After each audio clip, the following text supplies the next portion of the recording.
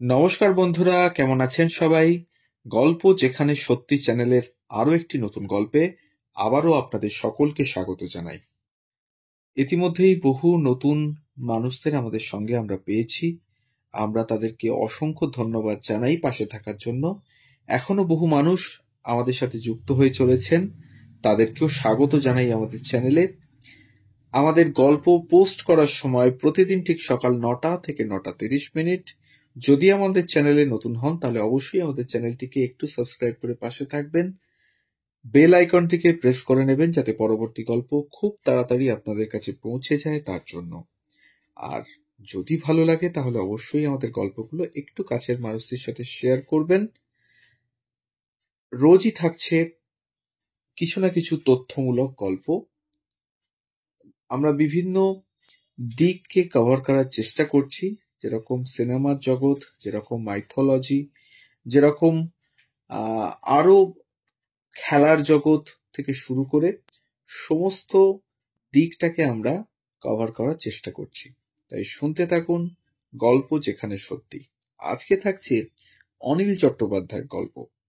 অনিল চট্টোপাধ্যায় অর্থাৎ সেই এমন বন্ধু আর কি আছে তোমার মতো সিস্টার, সেই পাগল এর ভূমিকায় যিনি অভিনয় করেছিলেন সেই অনিল চট্টোপাধ্যায়, তারই গল্প শোনাবো আজকে আমাদের চ্যানেলের থেকে। পরিচালক অর্ধেন্দু মুখোপাধ্যায়ের যোগ বিয়োগ সিনেমার শুটিং চলছে। ছবি বিশ্বাস সুপ্রভা মুখোপাধ্যায়কে নিয়ে একটি দৃশ্যের শুটিং সেদিন। এদিকে একজন অভিনেতা ডুব মেরেছেন। তার বেশি সিন নেই, কিন্তু এই দৃশ্যে তিনি না থাকলে দৃশ্যটাই হবে না। সেদিনের শুটিং লাটে উঠতে বসেছে প্রায়, তাহলে একগুচ্ছের টাকাও নষ্ট। দুশ্চিন্তার মধ্যেই উপায় খুঁজে পেলেন অর্ধেন্দু মুখোপাধ্যায়। সহকারী পরিচালকটিকেই নামিয়ে দিলেন। এর আগে কোনোদিন ক্যামেরার সামনে অভিনয় করেনি সে, কিন্তু সেদিন প্রথম সুযোগেই সবাইকে তাক লাগিয়ে দিল ছেলেটা। উল্টো দিকে ছবি বিশ্বাস, তাতেও ঘাবড়ানোর কোনো ব্যাপার নেই, বরং তার অভিনয় দেখে চমকে গেলেন ছবি বিশ্বাস স্বয়ং। কোনো রকম তালিম ছাড়াই প্রথম সুযোগে এমন স্বতঃস্ফূর্ত অভিনয় করা যায়, এ তো অবিশ্বাস্য। সেদিনে সেই আনকোড়া অভিনেতাটির নামই অনিল চট্টোপাধ্যায়। অনিল চট্টোপাধ্যায় ভালো অভিনেতা ছিলেন একথা নিশ্চয়ই আজ নতুন করে কাউকে বলে দিতে হবে না, সবাই জানেন। খুব কম অভিনেতাই বোধহয় সেই সময়কার আলোড়ন সৃষ্টিকারী সব বিখ্যাত পরিচালক যেমন সত্যজিৎ রায়, ঋত্বিক ঘটক, মৃণাল সেন, তপন সিনহা, অসিত সেন, শক্তি সামন্ত সকলের সঙ্গে একযোগে কাজ করেছেন। তার অভিনয় জীবনের জন্ম এমনই আকস্মিক। নিজের অজান্তেই বাংলা সিনেমার ইন্ডাস্ট্রি তার একজন মোহর খুঁজে পেয়েছিল সেদিন। যদিও যোগ বিয়োগের আগেই মুক্তি পেয়েছিল ঋত্বিক ঘটকের নাগরিক। যথাযোগ্য পরিচালকের হাত ধরেই দর্শকদের কাছে আত্মপ্রকাশ করেছিলেন অভিনেতা অনিল চট্টোপাধ্যায়।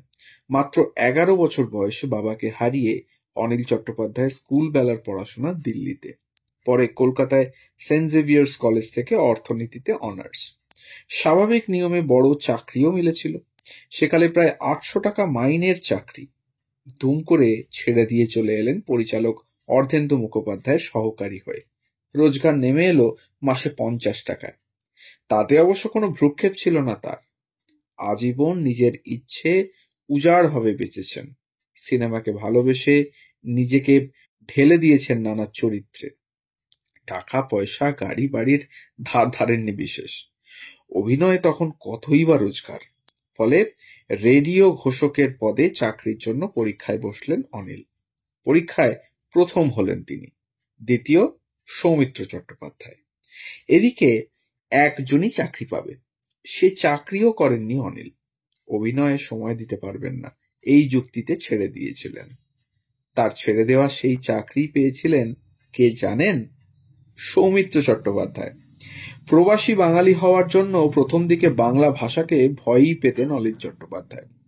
তখনও জানতেন না অভিনয় হবে তার পেশা।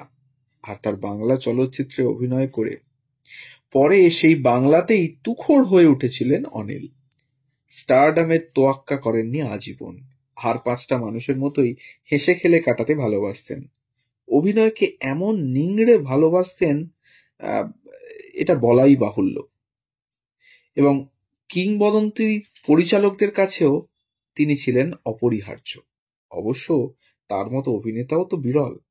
মেঘে ঢাকা তারা, সুরপাগল আত্মমগ্ন শিল্পী, কোমল গান্ধারের খ্যাপাটে অভিনেতা, কিংবা মহানগরে নিজের স্ত্রীকেই সন্দেহ করা হীনমন্যতায় ভোগা মধ্যবিত্ত অনিল অনায়াসে ডুবে যেতেন সমস্ত চরিত্রেই।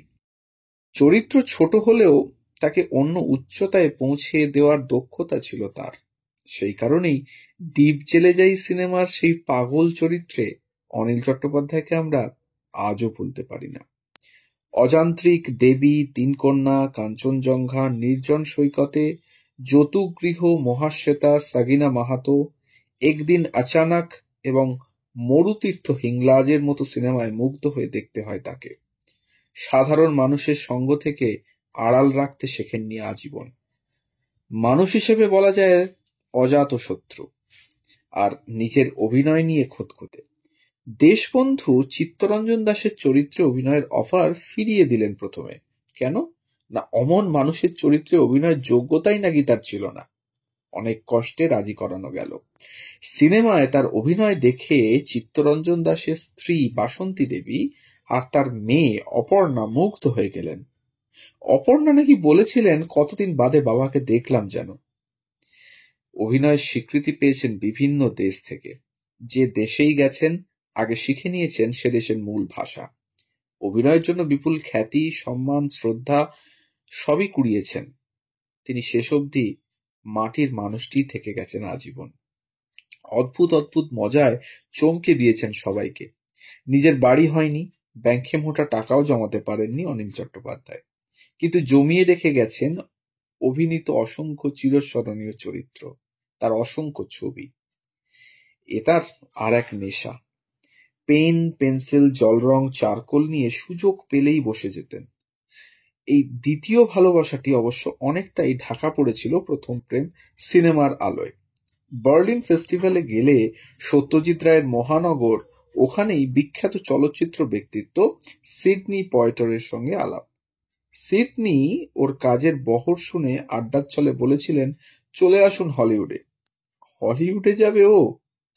কদিন বাড়ি ছাড়া থাকলেই যে কিনা মরমে মরে। কি কাণ্ড করেছিল শুনুন একবার। বার্লিন থেকে ইউরোপ ট্যুর করে ফেরার কথা, এয়ারপোর্টে অ্যানাউন্সমেন্ট হয়ে গেছে। হঠাৎ মনে হয়েছিল এখনই বাড়ি ফিরতে হবে। ফলে রইল জোলা, চলল ভোলা। Back to India. 15 মার্চের গভীর রাত 1996।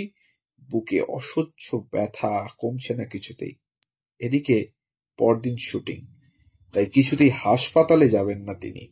ডাক্তার এলো বাড়িতে, তাও কিচ্ছুটি হলো না। জোরজার করে পিজি নিয়ে যেতে যেতে ভোর।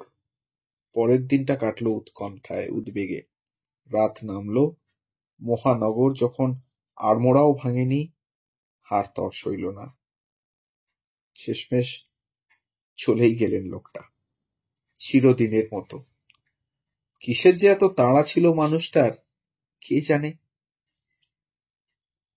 এই ছিল আজকের গল্প, অনিল চট্টোপাধ্যায়ের সংক্ষিপ্ত জীবনী। কিভাবে তিনি এলেন সিনেমা জগতে এবং জয় করলেন মানুষের মন। এবং রইল আরো নানান তথ্য আপনাদের জন্য। তাই সবাইকে অসংখ্য ধন্যবাদ আমাদের চ্যানেলটিকে সাপোর্ট করার জন্য। এভাবেই শুনতে থাকুন গল্প যেখানে সত্যি। প্রতিদিন আমরা থাকছি। আমাদের গল্প পোস্ট করার সময় প্রতিদিন ঠিক সকাল 9টা থেকে 9টা 30 মিনিট। সবাই ভালো থাকুন, সুস্থ থাকুন। ধন্যবাদ।